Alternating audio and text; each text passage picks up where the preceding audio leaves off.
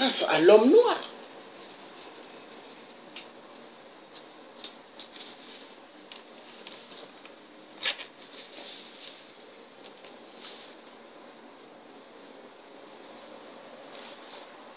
Nous allons suivre autre chose. Et donc, personne ne doit me dire ce que je dois faire. Quand je fais des directs, c'est moi. J'assume. Parce que le jour, quand les blancs barbares, quand ces blancs barbares le jour diront, Georges Passy devant les tribunaux, hein, c'est pas vous qui allez devant les tribunaux, ça serait moi, avec un charisme fort, un charisme de Chaka Zulu, un charisme de Kunta Kinte. Et je parlerai devant l'homme blanc barbare. L'homme blanc barbare qui tue, qui déracine l'Afrique. Oui. Ce jour-là, c'est pas vous qui allez être là. Quand je voyageais pour aller en avion pour aller à Bordeaux, quand je parle, on m'avait dit, hein, monsieur, vous savez, il y a un dossier contre vous, la justice. J'ai dit oui. C'est quelle affaire? Non, vous avez des soucis avec des hommes politiques. J'ai dit, ah bon? Hein? Mais ça me fait plaisir. Je suis un résistant bien vacciné. Hein? Je leur ai dit ça. Je leur ai dit ça. Hein? Et aucun plan ne me fait peur. Allons en justice, on va en justice. Je vais dire, pourquoi vous tuez au Congo? Pourquoi vous tuez au Congo RDC? Pourquoi vous tuez au Congo Brazzaville? Pourquoi vous tuez au Gabon? Pourquoi vous tuez au Cameroun? Pourquoi vous tuez au Togo? C'est ce que je leur dirai. C'est ce que je vais leur dire. Pourquoi vous tuez en Côte d'Ivoire? Vous croyez que moi, je suis quelqu'un qui est là pour avoir peur de l'homme blanc? L'homme blanc qui vient après l'homme noir? L'homme blanc, il vient après l'homme noir. Et vous croyez, moi, j'aurais peur de l'homme blanc? Mais vous êtes des malades, vous? Un esprit de charisme efficace.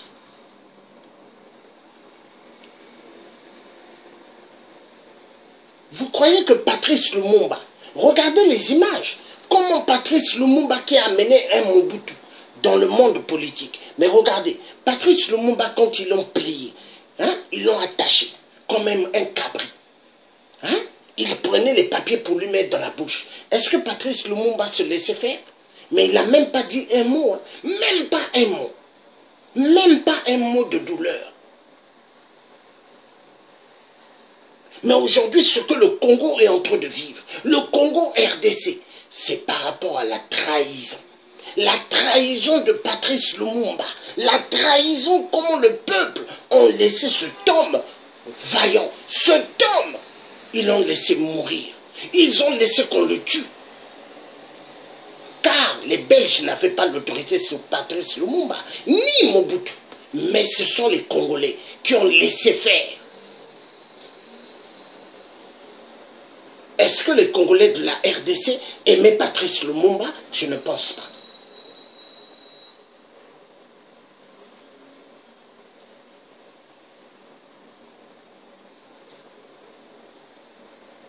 Parce que vous verrez bien le cinéma du Congo RDC, hein. Ce sont les Belges. Hein.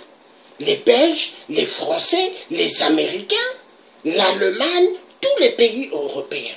Et Israël. Israël, qui se disent le peuple élu de Dieu, d'après eux.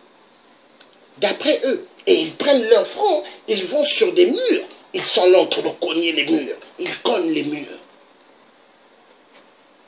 Hein? Les murs de lamentation. Hein? Ils sont là en train de cogner. Hein?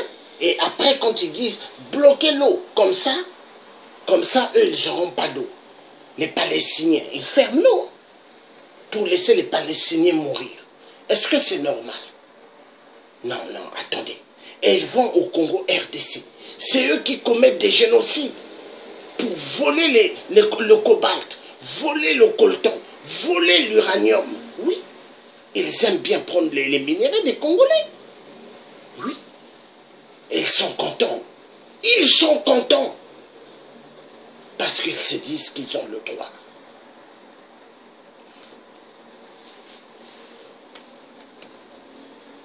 Je vous ai mis Cheikh Anta Diop. Qu'est-ce qu'il a dit? Hein? L'homme noir, c'est le premier être humain. Voilà. Et après Après, le cafard là est venu pour m'insolencer là. Hein? Un cafard qui est venu. Parce que la vérité dérange. La vérité dérange. Ça leur fait plaisir que la femme, on la viole. Ça leur fait plaisir que les enfants, on les viole en RDC. Oui, il y a des Noirs qui sont contents, je l'ai dit. Il y a des Noirs qui aiment voir les Congolais de la RDC en train de pleurer. Ils aiment ça. Parce que pour eux, ça devient du théâtre. Mais pour moi, ce n'est pas du théâtre.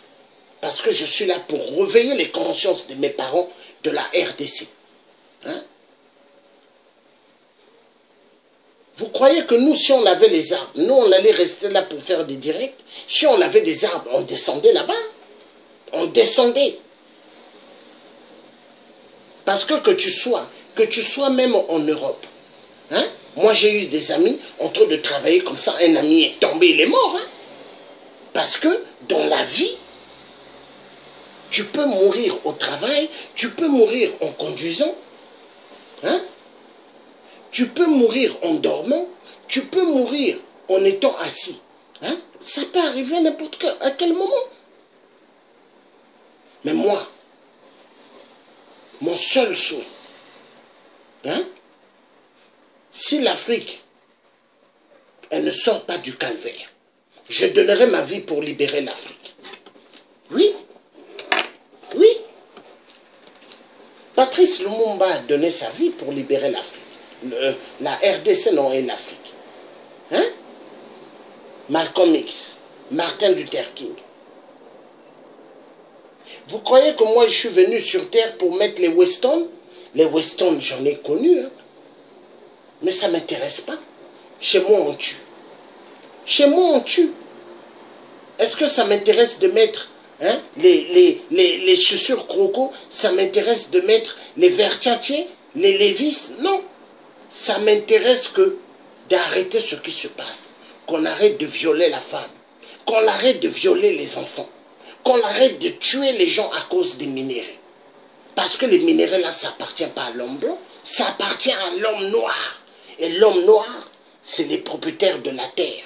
Parce que les Congolais de la RDC, ils sont gentils. Mais est-ce que les Congolais de la RDC doivent continuer à se taire? Non. Maintenant, les Congolais de la RDC doivent dire, on tue nos parents, maintenant à nous de faire autant. C'est comme ça. Mais il faut se lever, il faut se lever. Parce que tant que les Congolais ne vont pas se lever, mais ils vont vous exterminer. Parce que l'homme blanc ne connaît pas ce qu'on appelle la pitié. Ils ne connaissent pas. Eux, ils connaissent ce qu'il faut exterminer. Vous croyez qu'ils sont gentils? Hein? Regardez Mobutu qui les a servis. Mobutu les a servis, mais regardez ce qu'ils ont fait de Mobutu. Kabila est en train de les servir, mais vous allez voir demain ce qu'ils vont faire de Kabila. Vous allez voir. Même Paul Kagame là, vous verrez un jour. On est là. Où sont tous ceux qui travaillaient pour les Blancs? Les dictateurs, ils sont passés où? Les grands dictateurs. Hein? Les gens jouent. Hein? Donc quelqu'un est en train de faire un direct pour réveiller les esprits endormis. Ou puis il y a des gens qui viennent là pour raconter leurs conneries. Non, moi je ne suis pas là pour blaguer.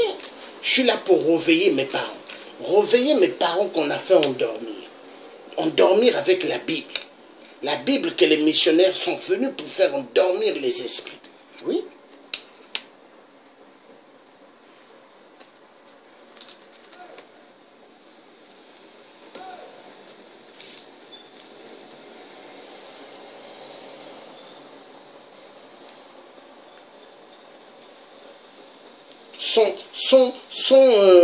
Le pays là, comment on appelle, sont la RDC, le Japon, la guerre que les États-Unis ont faite, ils n'allaient pas gagner au Japon, mais ils ont gagné par rapport à l'uranium du Congo RDC.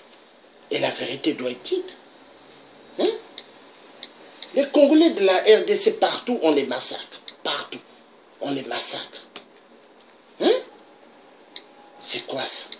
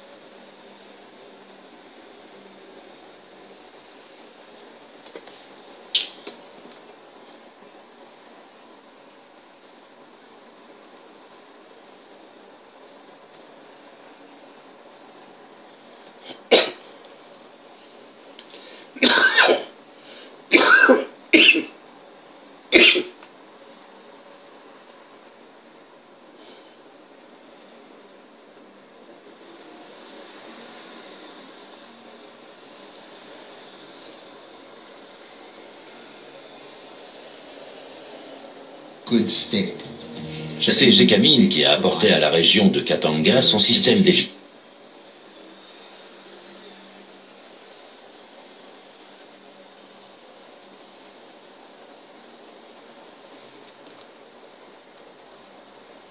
Le problème n'est pas inhérent à la Guyane. Il déchire la République démocratique du Congo. C'est bien simple.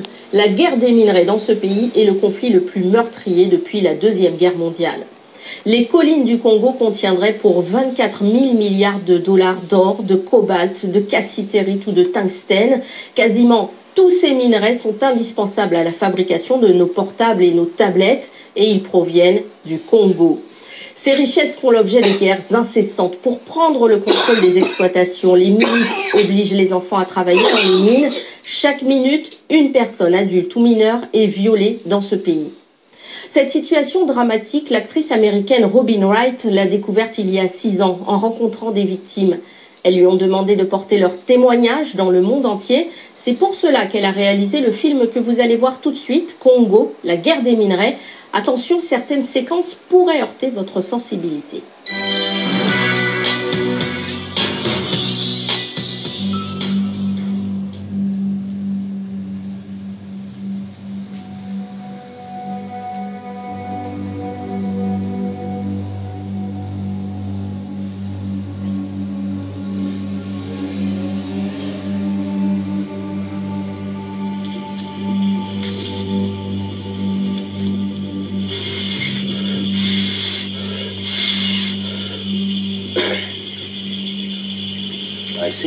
Je le répète, le Congo est un pays très riche. On a beaucoup de minerais, mais le peuple n'en profite jamais. Au contraire, les Congolais en ont énormément souffert. On n'en a pas besoin. Si les autres pays veulent récupérer nos minerais, qu'ils viennent. Mais je me demande, doivent-ils vraiment tous nous massacrer pour les récupérer?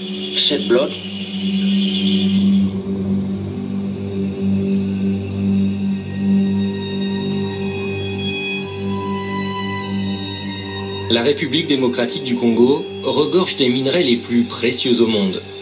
Mais au lieu d'enrichir le pays, la conquête des minerais congolais n'a fait qu'aggraver la pauvreté et l'exploitation et a financé au cours des 20 dernières années l'un des conflits les plus meurtriers depuis la Seconde Guerre mondiale.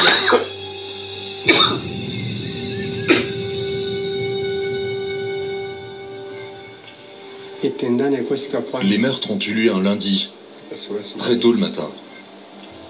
À 11 h, ils étaient tous morts. J'ai tout vu de mes propres yeux.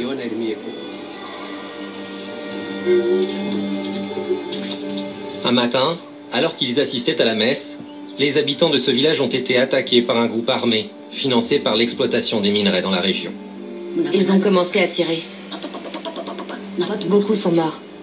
D'autres se sont échappés. Ce jour-là, plus de 600 personnes sont mortes. Ils ont exécuté le prêtre, puis ils ont violé les religieuses et les ont démembrées. Ils ont pris les religieuses et le prêtre et ils les ont tués. C'est ici qu'ils sont morts. Ils ont d'abord violé les religieuses, ils ont fait ce qu'ils voulaient avec elles, et puis ils les ont poignardées.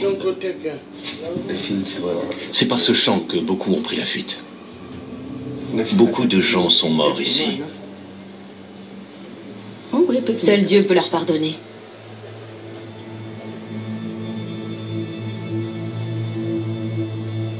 À cette époque-là, d'ailleurs, il y avait ce qu'on appelait le boom coltan. Les minerais de coltan avaient un prix très élevé et on en exploitait beaucoup ici dans le territoire. Toutes les ressources naturelles du Congo sont une malédiction, pas une bénédiction.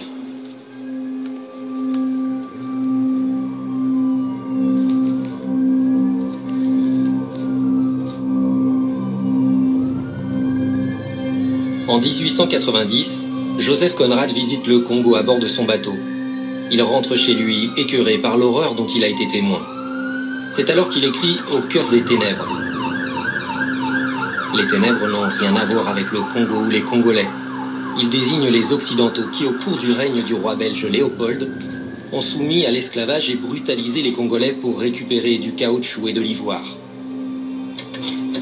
Ils ont bâti un empire pour le roi Léopold en tuant près de 10 millions de Congolais, soit la moitié de la population. L'auteur a décrit ce qu'il a vu comme étant la plus infâme ruée sur un butin ayant jamais défiguré l'histoire de la conscience humaine. Cette citation est toujours d'actualité. Un vent de changement souffle sur le Congo belge, alors que le drapeau de la Belgique disparaît de Léopoldville. Le Congo obtient son indépendance en 1960. Mais les Occidentaux ne sont pas prêts à abandonner leur royaume africain, ou pire encore, à le laisser aux mains des Soviétiques. Les dirigeants des États-Unis et du Congo font assassiner le premier ministre congolais fraîchement élu, Patrice Lumumba. Son corps est démembré et désintégré dans de l'acide. Ils ont coupé son corps en morceaux, puis l'ont brûlé. Ils ont utilisé de l'acide. Les Occidentaux placent à la tête du pays le dictateur Mobutu Sese Seko. Il renomme son pays le Zaïre et le dirige pendant 30 ans en tant qu'allié des Occidentaux. C'était très clairement une crapule, mais c'était notre crapule. Mobutu considérait le Congo et ses ressources comme un coffre-fort personnel. Il a volé de l'argent aux sociétés minières qui appartenaient à l'État, aux agences en douane. Il a volé tout ce qui pouvait lui rapporter des bénéfices et n'a rien investi dans son pays comme il aurait dû le faire. Il n'a investi que dans ses projets personnels. En s'appropriant les ressources du Congo, Mobutu Sese Seko s'est construit un empire de plus de 3 milliards d'euros, alors que la population mourait de faim. Aujourd'hui encore, la pauvreté demeure. Pourtant, les ressources minières congolaises valent des milliers de milliards d'euros. Afin de mieux comprendre la situation au Congo, il faut diviser le pays en deux catégories. C'est dans la province de Katanga, au sud du Congo, que l'on trouve 80% du cobalt mondial, ainsi que l'une des plus grandes réserves de cuivre, soit 2 des minerais les plus précieux au monde. C'est ici qu'ils bâtissent leur fortune. On utilise le cobalt pour fabriquer l'armement essentiel au département américain de la défense. L'Est du Congo, aujourd'hui surnommé le trésor géologique, regorge des minerais nécessaires à la prospérité de nos avancées technologiques. Le tungstène, l'étain, le tantal et l'or. Puisque nous développons de plus en plus la technologie mobile, nous continuerons à utiliser les ressources du Congo tant que nous ne changerons pas notre façon de vivre. Le sud du Congo est pillé par les multinationales et les groupes armés pillent l'est du pays. Certains sont étrangers, d'autres pas. Leur identité est de plus en plus confuse et leur objectif de moins en moins clair. Ce qui est limpide en revanche, c'est que leur source financière principale provient des minerais de l'est du Congo.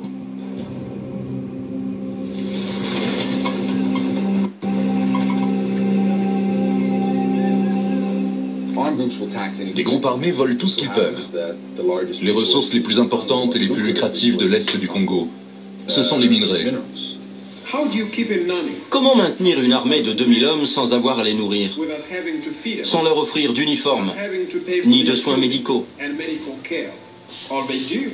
Ils viennent et ils s'approprient les terres qui sont riches en minerais.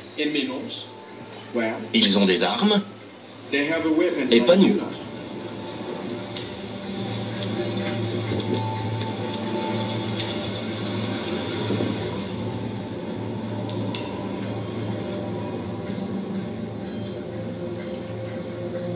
C'est vrai, c'est une vérité.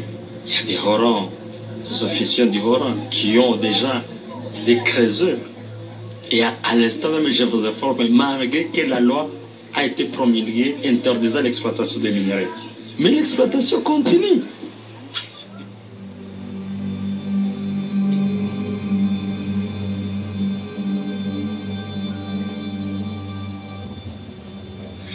Avant, on avait une belle vie. Une très belle vie. Mais depuis qu'ils sont arrivés, tout a été bouleversé. Aujourd'hui, on ne fait que souffrir. La vie n'est que souffrance. Tous les jours.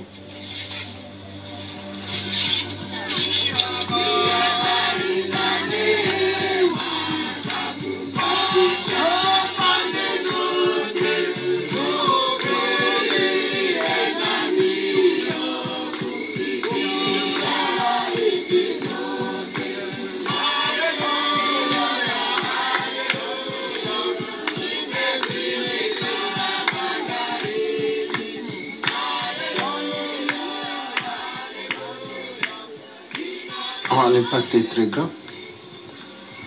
La présence des groupes armés dans cette partie du pays a un impact très négatif sur les populations de l'Est.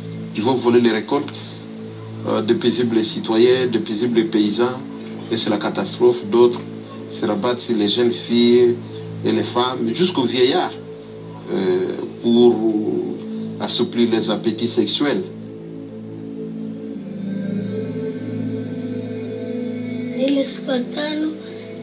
C'était un vendredi, vers 16h. On a vu des soldats passer. Et puis, ils sont revenus plus tard. Ils ont pris toutes les femmes et ils les ont violées. Ensuite, ils sont passés au village suivant. Je ne pourrais même pas dire combien d'hommes m'ont violée. J'étais presque morte. Au moment où je vous parle, mon clitoris, mon sexe et mon abdomen me font terriblement souffrir. Le viol est l'une des pires armes utilisées dans cette guerre pour terroriser et détruire les communautés.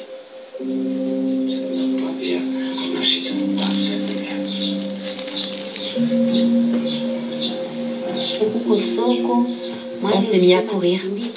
Les coups de feu provenaient des buissons. Même les soldats n'avaient nulle part où se cacher. Ils couraient comme nous.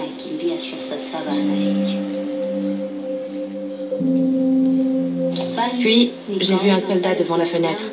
Il a pointé son arme sur moi.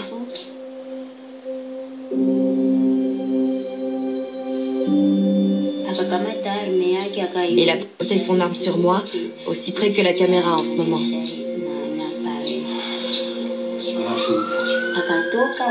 Ensuite, il a fait ce qu'il voulait de mon corps. Puis un deuxième est arrivé, puis un troisième, un quatrième et un cinquième.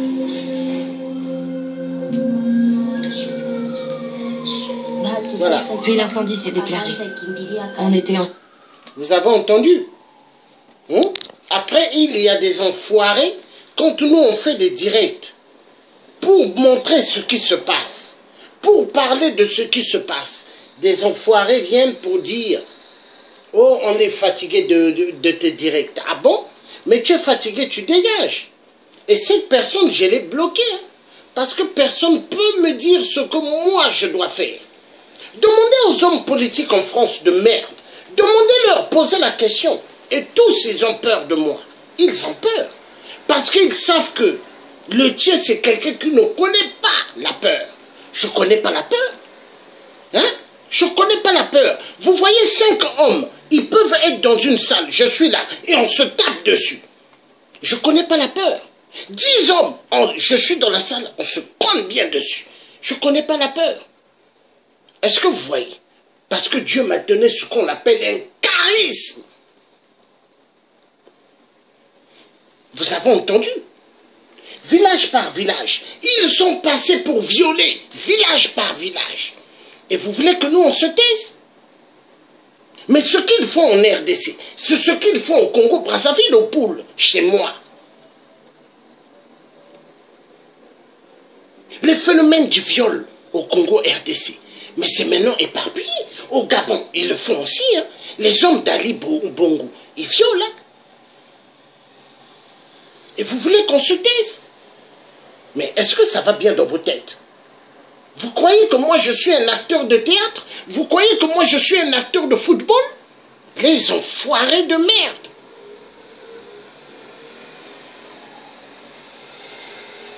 Je vous ai dit tout à l'heure, s'il y avait 10 personnes comme moi, l'Afrique serait sortie de la merde. Les Africains, la plupart, ils ne veulent pas que l'Afrique sorte de la merde. Ils veulent que l'Afrique reste dans la situation à laquelle elle se trouve. Parce qu'il y a des gens, ils se disent combattants. Ce n'est pas des combattants. Ils mangent derrière les dictateurs. Ils mangent derrière les moutons de la France. Oui, car les dictateurs sont des moutons de la France de merde. Les enfoirés de merde.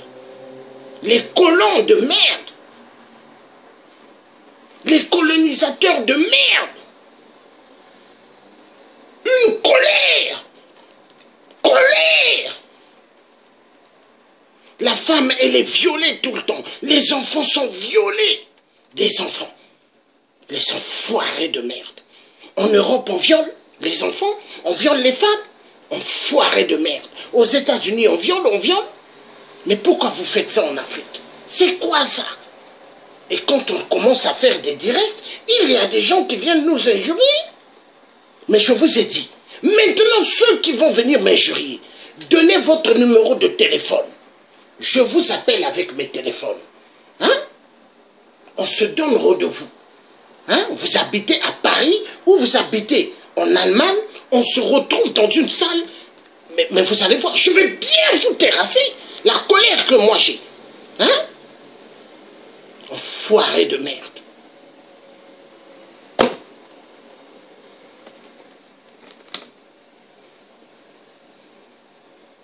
Encerclé par les flammes. J'ai pris mes enfants avec moi, et quand je me suis approchée de la porte, l'un d'entre eux avait disparu.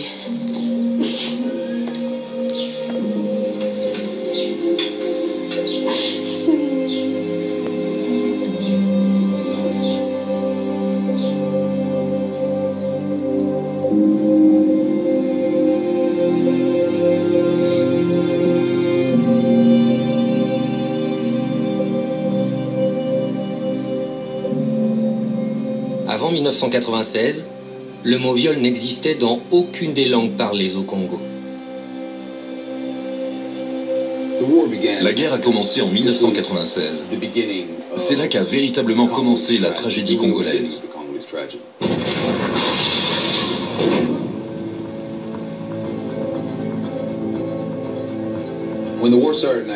Lorsque la guerre a débuté en 1996, ce n'était pas à cause des minerais. Elle s'est déclenchée à cause de la chute du Zaïre et du génocide au Rwanda. C'est seulement après que la guerre a été déclarée que les minerais sont devenus une véritable source de financement pour cette guerre. Ensuite, ils en sont devenus le véritable but. Après le génocide au Rwanda en 1994, 3 millions de réfugiés se sont précipités vers la frontière est du Zaïre, créant alors la pire crise de réfugiés que le monde n'ait jamais connue selon l'ONU. Mais parmi ces réfugiés, il y avait également certains auteurs du génocide. Ils représentaient alors une menace pour la sécurité du tout nouveau gouvernement du Rwanda. Cela posait un problème de sécurité majeur au Rwanda. Il y avait entre 30 et 40 000 soldats qui s'entraînaient à la frontière du pays et qui voulaient retourner là-bas pour finir ce qu'ils avaient commencé. Le gouvernement du Rwanda nous a affirmé plusieurs fois que si la communauté internationale ne pouvait pas régler ce problème, alors il trouverait lui-même une solution. Je pensais qu'ils allaient organiser des opérations militaires près de la frontière. Au lieu de cela, ils ont agi de façon clandestine. Ils ont infiltré les troupes rwandaises, rejoint les forces rebelles et ont créé l'AFDL. En 1996, l'armée du Rwanda et de l'Ouganda ont soutenu le mouvement rebelle de l'AFDL, dirigé par Laurent Désiré Kabila, et ont envahi l'est du Congo. L'objectif du gouvernement rwandais et ougandais était de vider les camps de réfugiés. L'objectif de Laurent Kabila était de renverser le président Mobutu Sese Seko. Bazima Karaha était le ministre des Affaires étrangères de l'AFDL. C'était la première fois que nous voyions un génocide en Afrique.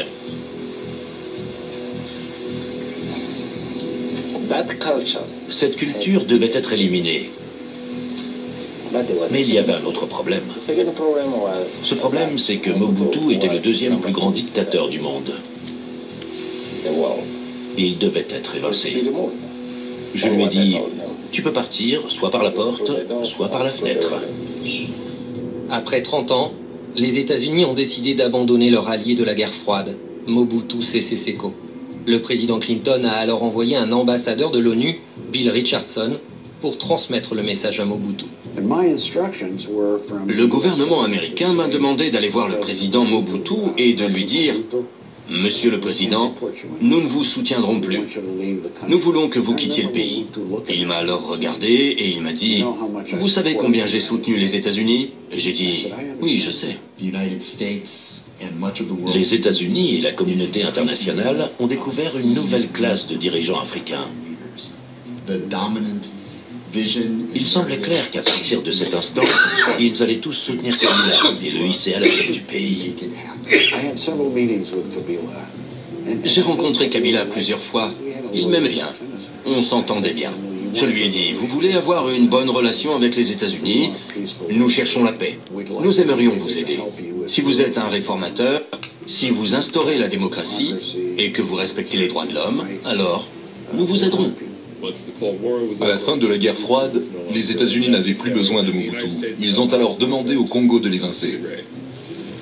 Bien que la FDL avançait rapidement, elle a vite dû trouver une source financière afin de s'emparer de la capitale Kinshasa. Kabila m'a demandé, est-ce que Bill Clinton peut me prêter 100 millions de dollars? Et c'est là que j'ai compris qu'il ne connaissait absolument pas le processus politique. La FDL était en train d'essayer de réunir de l'argent. Et au Congo, ce qui peut rapporter beaucoup, ce sont les exploitations minières. Afin de financer la guerre, la FDL s'est directement dirigée vers la région de Katanga, qui regorge de cuivre et de cobalt. L'élément essentiel de cette histoire, c'est que Katanga est et a toujours été au centre du conflit congolais, tout simplement parce que c'est là que se trouve l'argent. La véritable richesse minière du Congo se trouve à Katanga. C'est ici qu'ils se font énormément d'argent. C'est dans la province de Katanga que l'on trouve 80% du cobalt mondial, ainsi que l'une des plus grandes réserves de cuivre, soit 2 des minerais les plus précieux. L'agence américaine de logistique de la défense, qui dispose d'un département sur les minerais, a classé le cobalt dans son top 10.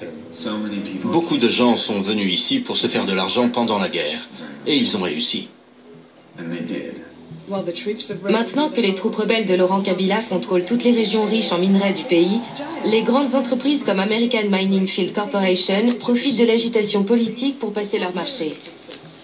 Ils signent des accords avec les rebelles pour obtenir du cobalt, du zinc, du cuivre et des diamants. Il y a Lundin qui est arrivé, il y a Ambin Mining, ce sont des Australiens qui sont arrivés, et nous avions un groupe canadien qui est arrivé aussi, First Quantum. On était en guerre et tous les marchands d'armes en ont profité pour venir prendre des minéraux, mais c'était à vil prix. 1996, c'était vraiment le bon moment pour venir au Congo. Il y avait beaucoup d'argent à se faire, alors tout le monde s'est rué là-bas. Les dirigeants d'American Mineral Fields tentent par tous les moyens de s'attirer les bonnes grâces du nouveau régime. Je crois que l'un des exemples les plus parlants, c'est celui de Jean-Raymond Boule, qui travaillait pour American Mineral Fields. Il a voyagé jusqu'à Katanga avec son jet privé, il s'est d'ailleurs posé dans la ville de Kabila, et il a réussi à acheter une énorme exploitation minière là-bas. Nous avons laissé notre avion à disposition pour certains dirigeants de l'Alliance. Ils ont offert 5 millions de dollars à la FDL avant même d'arriver à Kinshasa. C'était en avril 1997, je crois, soit un mois avant leur arrivée à Kinshasa. Ils faisaient des affaires avec le gouvernement des rebelles, alors que le gouvernement officiel était encore au pouvoir. C'est comme ça que les multinationales fonctionnent. On négocie avec le gouvernement au pouvoir ou avec celui qui y sera bientôt. C'est comme ça que ça marche. Ce qui n'est pas passé inaperçu, c'est que le siège d'AMF se trouvait à Hope en Arkansas, qui n'est autre que l'État où est né le président Bill Clinton. Le fait que le siège de cette entreprise se trouvait à Hope, en Arkansas, dont personne n'avait jamais entendu parler, excepté à cause de son lien avec Bill Clinton, n'a fait que renforcer l'idée que tout était lié aux États-Unis et que les Américains donnaient tout simplement leur autorisation pour envahir le pays et mettre Laurent Kabila au pouvoir. C'était une conspiration. La première entreprise à avoir passé un marché avec Kabila était American Mineral Fields. Mais cela a échoué, n'est-ce pas? Oui, mais ils lui ont quand même donné beaucoup d'argent. Oui, ça c'est sûr. Parce qu'à l'époque, la FDL avait besoin d'argent et ils voulaient s'acheter les armes.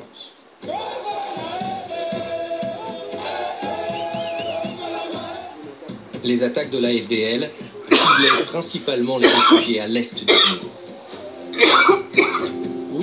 Nous allons attaquer ces camps. et expulser tout le monde, peu importe ce que dit la communauté internationale. Est-ce que nous savions que l'AFDL massacrait les gens qui vivaient dans ces camps? Oui, en effet, nous en avions entendu parler plusieurs fois. Et nous savions aussi que nous ne pouvions rien faire pour empêcher cela. Je ne dis pas qu'il faut accepter les choses, mais il faut simplement être réaliste. C'est ça la guerre.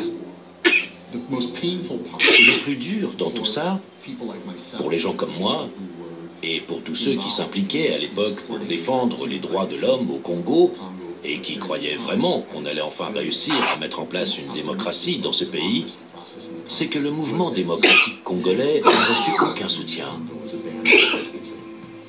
Personne n'a voulu créer d'alliance avec l'opposition, comme l'Église catholique et les autres forces qui étaient pourtant si importantes à l'époque, et qui auraient pu permettre de construire une démocratie au Congo. Les États-Unis n'ont absolument rien fait pour que cela arrive. Le 17 mai 1997, les soldats de la FDL envahissent Kinshasa.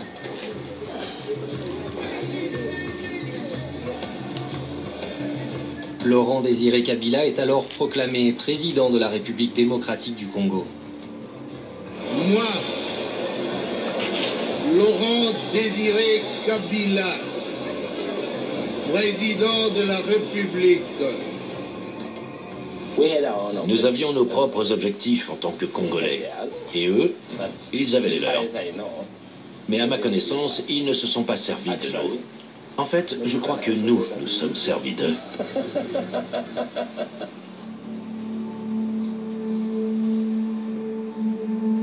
Depuis l'invasion de 1996, l'Est du Congo n'a jamais retrouvé la paix. On estime que plus d'1,5 million de personnes sont mortes au cours des attaques de la FDL. Environ 400 000 personnes ont été tuées dans les camps de réfugiés. Cette région autrefois paisible est désormais rongée par des forces armées sans foi ni loi.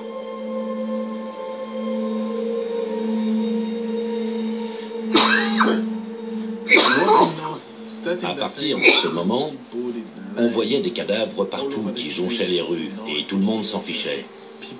Les gens s'entretuaient comme si c'était normal. Je crois que c'est à cet instant que les Congolais ont été pervertis, surtout à l'Est. L'une des forces armées les plus violentes de l'Est du Congo a été fondée par certains survivants du massacre des camps de réfugiés, ainsi que des descendants des victimes du génocide au Rwanda. Ils se font appeler le FDLR, les Forces démocratiques de libération du Rwanda.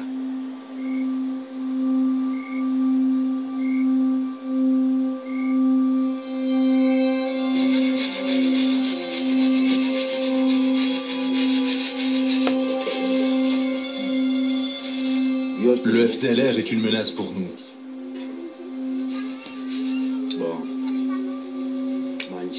Il contrôle nos vies et décide de notre mort. Les femmes qui s'approchent de la ville de Ntoto se font violer.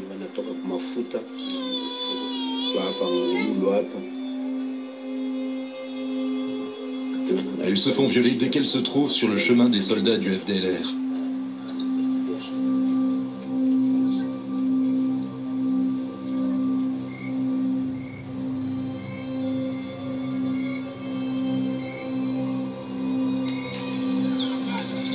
J'ai beaucoup de problèmes à cause de ma famille. Pourquoi? Ma famille est morte. Mon père est mort. Il est mort? Oui. Où ça? Au Congo.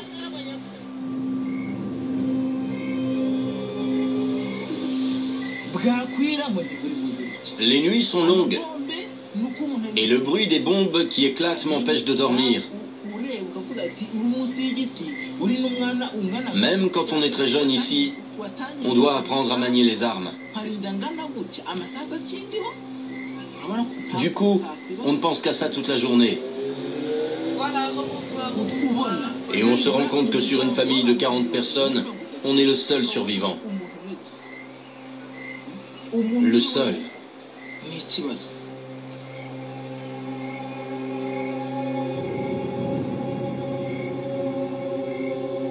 turakwinginze kugira ngo tugende imbere n'inyuma nitunesha urugamba tukagaruka amahoro kandi tukabona utuneshereje ukaduha igihugu cyacu tuzagushima tuguhimbaza ni kubwawe Yesu Kristo amen.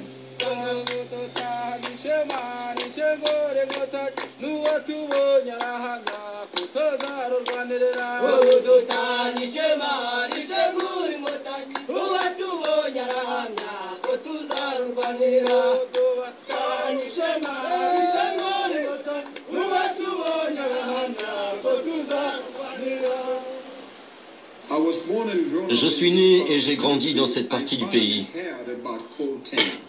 Je n'avais jamais entendu parler du coltan.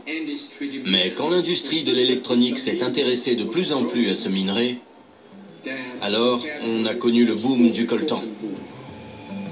Au début des années 2000, les ventes d'appareils électroniques explosent. Au même moment, Sony dévoile sa très attendue PlayStation 2. La demande croissante des consommateurs pour ce produit engendre alors une véritable pénurie de coltan. Son prix passe de 100 à 300 $ le kilo.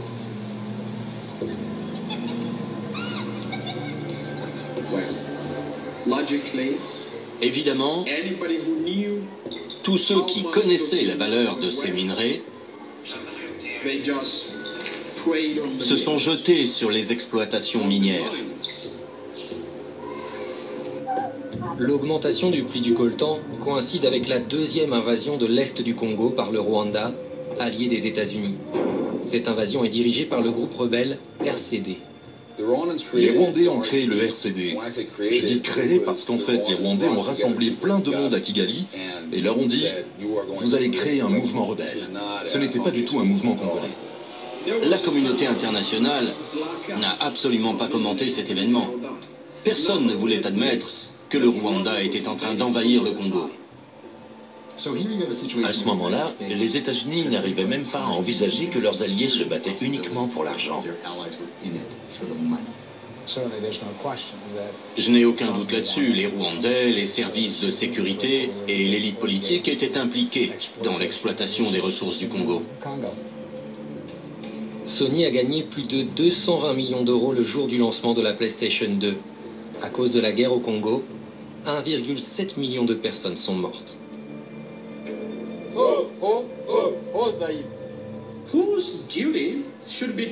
Qui devrait entraîner une armée professionnelle?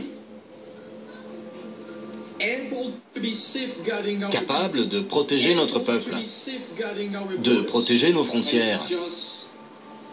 C'est déplorable que le Congo n'ait jamais eu aucun responsable capable de mettre en place un état de droit ou de le restaurer.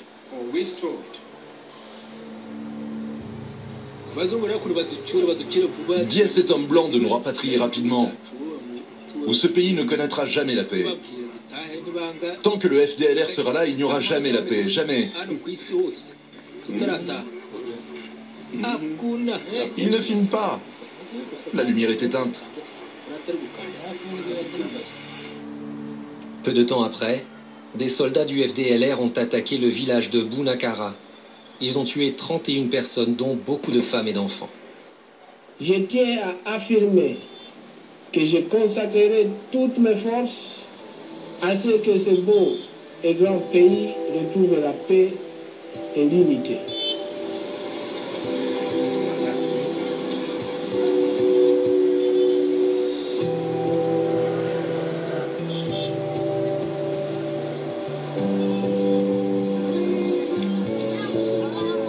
Le pays bénéficie de toutes ces richesses, a besoin d'un leadership politique avéré, qui a les talents, qui a les compétences et qui a la détermination de faire avancer les choses.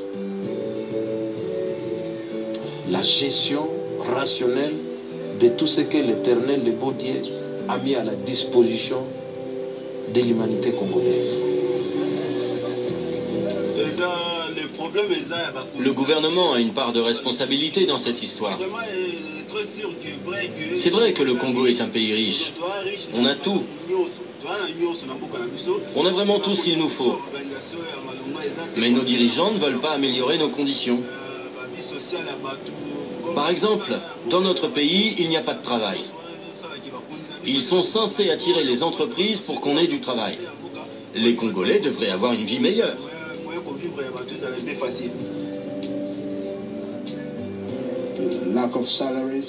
On manque d'argent, de routes, d'eau potable. C'est stupéfiant. Ça a toujours été comme ça. Je pousse mon chariot parce que j'ai pas de travail. Si j'en avais un, je perdrais pas mon temps à faire ça. Vous voyez comme je transpire? En plus, je gagne très peu d'argent, à peine de quoi me nourrir. Si j'avais un bon travail, je ferais jamais ça. Ça sert à rien. Il est temps que le président du Congo prenne ses responsabilités.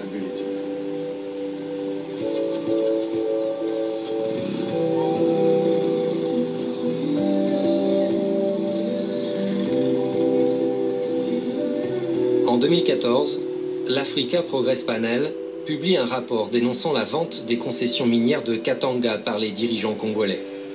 Dissimulée derrière un contrat plus qu'équivoque, cette vente aurait pu rapporter des milliards d'euros au peuple congolais. Le Congo perd bien plus d'argent à cause des marchés passés sur les exploitations minières de Katanga qu'il n'en perd à cause du conflit sur les minerais dans la région de Kifa. Qu'est-ce vont enrichir d'autres pays tant que nous, dans le village, nous sommes pauvres? Quand nous voyons les tracts défiler ici avec des matières pour aller enrichir les États-Unis d'Amérique, la Belgique, cela ne nous arrange pas. Actuellement, il y a plus de 25 multinationales qui exploitent les mines de Katanga. Dites-nous ce que vous faites et qui vous êtes. Je suis un réalisateur américain et je fais un documentaire sur l'exploitation minière au Congo. Nous avons reçu la permission de la société Gécamine, du responsable de la province de Katanga. C'est d'ailleurs le ministre de la province. Eh bien, vous n'avez pas ma permission. Qui êtes-vous et pourquoi aurais-je besoin de votre permission? Je suis le maître d'ouvrage. D'où vient votre société? Du Canada. Du Canada, ok. Katanga, c'est une province qui est très riche. Très, très riche. Les ressources du Katanga vont ailleurs. Ailleurs où? On ne sait pas. Katanga n'a pas toujours été accablée par la pauvreté. Auparavant, la région abritait l'une des sociétés minières les plus productives au monde, Gécamine. C'est la Gécamine qui était les poumons. C'était les poumons de cette province, c'était la Gécamine.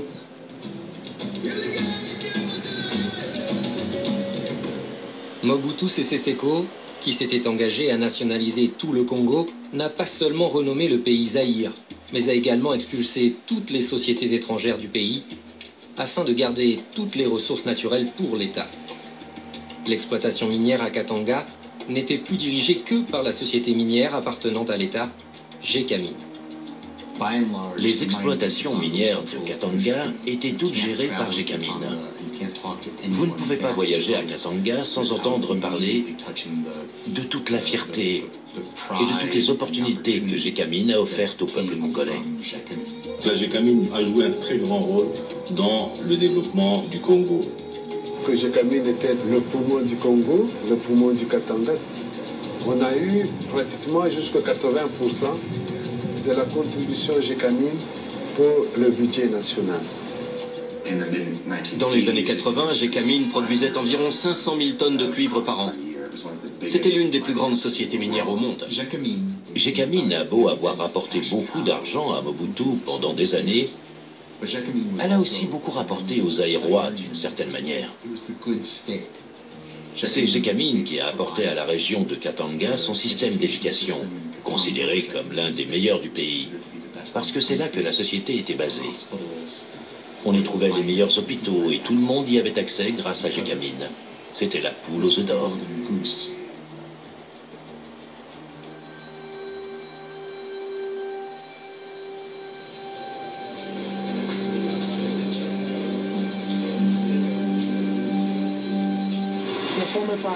Autrefois, il y avait de la vie à Gécamine. Parce que même en ville, il était presque impossible de manger matin, midi et soir quotidiennement. Mais ici, à Gécamine, il y avait de la vie. Les gens mangeaient le matin, ils déjeunaient le midi et ils dînaient le soir. Il faisait vraiment bon vivre quand Gécamine était ici. Il n'y avait pas de déchets. Et ça, c'était un grand terrain de football. On venait ici et on jouait au foot avec nos amis quand on était plus jeunes. Et regardez ce que c'est devenu. Un vrai dépotoir. Que s'est-il passé? C'est à cause de notre gouvernement. Les responsables politiques de ce pays sont des gens très égoïstes. Ils essaient de garder tout l'argent pour eux. En 2001, la guerre avec le RCD qui avait débuté à l'est du Congo s'étend jusqu'aux portes de Kinshasa. Le 18 janvier, Laurent Kabila est assassiné.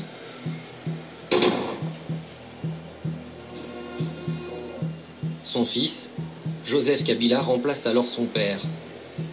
Il effectue encore aujourd'hui son deuxième mandat en tant que président de la République démocratique du Congo. Depuis qu'il est arrivé au pouvoir, on estime que le peuple congolais a perdu des milliards d'euros sur ses ressources naturelles, puisque Kabila a vendu des concessions minières largement en dessous du prix du marché. À plusieurs occasions, Gécamine a vendu des parts qu'elle possédait à un prix bien en dessous de la valeur du marché à des sociétés offshore qui les ont ensuite revendues à un prix bien plus élevé.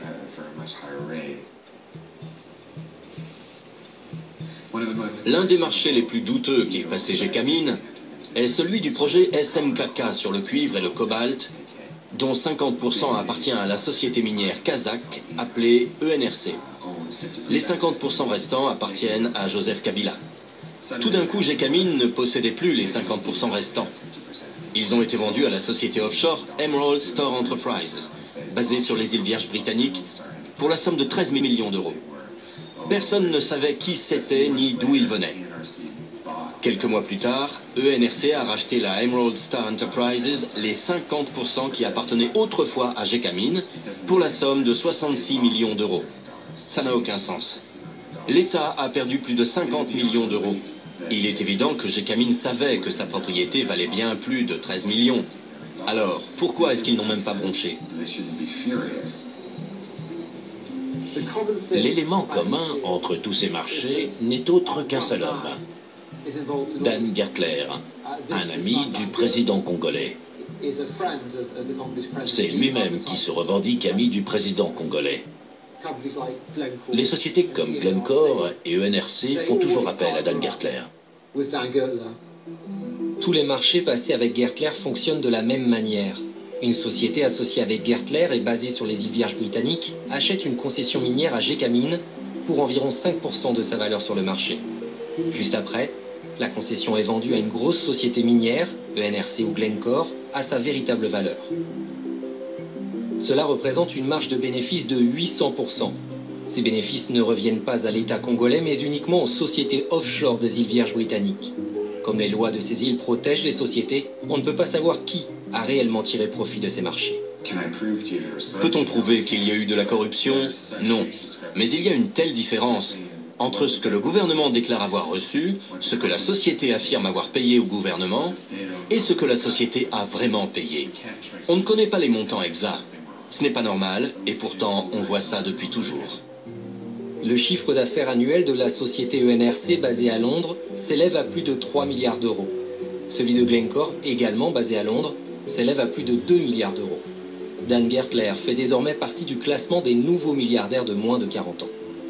Combien est-ce que le Congo a véritablement perdu? Nous n'avons pas toutes les données. Mais en analysant simplement 5 marchés de ce type qui ont été passés, on estime que le Congo a perdu au moins 1,2 milliard d'euros, uniquement sur ces 5 marchés-là.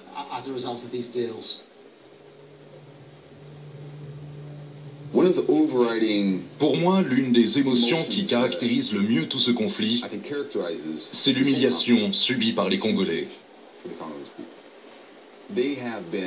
Ils ont été humiliés, bafoués par les étrangers, par leur propre gouvernement, et ils se sentent complètement impuissants. Cela explique grandement l'exaspération totale que ressentent la plupart des Congolais. Ils ont l'impression d'être désarmés et de ne rien pouvoir faire. Je m'adresse à toi, la guerre. Tu n'as aucun ami. Tout le monde est contre toi. Je suis un orphelin à cause de toi. Tu as tué mon père. Tu as tué ma mère. Tu as tué mon frère et ma sœur. Je te déteste. Aujourd'hui, je suis un réfugié à cause de toi. Tu m'as chassé de ma maison. Tu l'as complètement brûlée. On a dû fuir à cause de tous les coups de feu. Ça fait 1 mois et demi qu'on est ici. On meurt tous de faim. Il n'y a aucun espoir ici. J'ai le cœur meurtri. Il n'y a pas de quoi être fier. Mais tu n'as pas gagné. Toute ma famille se bat contre toi. Tout mon village se bat contre toi. Et le monde entier hurle non à la guerre, non à la guerre, non à la guerre. Je m'appelle Samuel. Combien vaut la vie d'un Congolais comparée à celle d'un nouveau téléphone ou d'une télévision? Des gens meurent.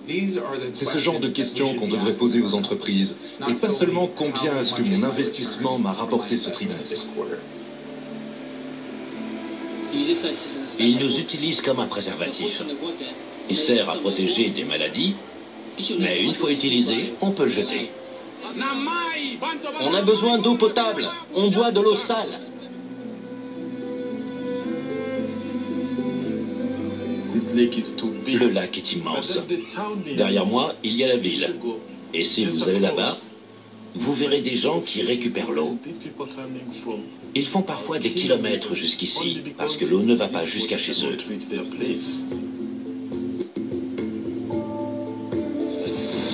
Combien de temps doit-elle marcher pour venir ici? 1 heure. Et combien de fois vient-elle chercher de l'eau?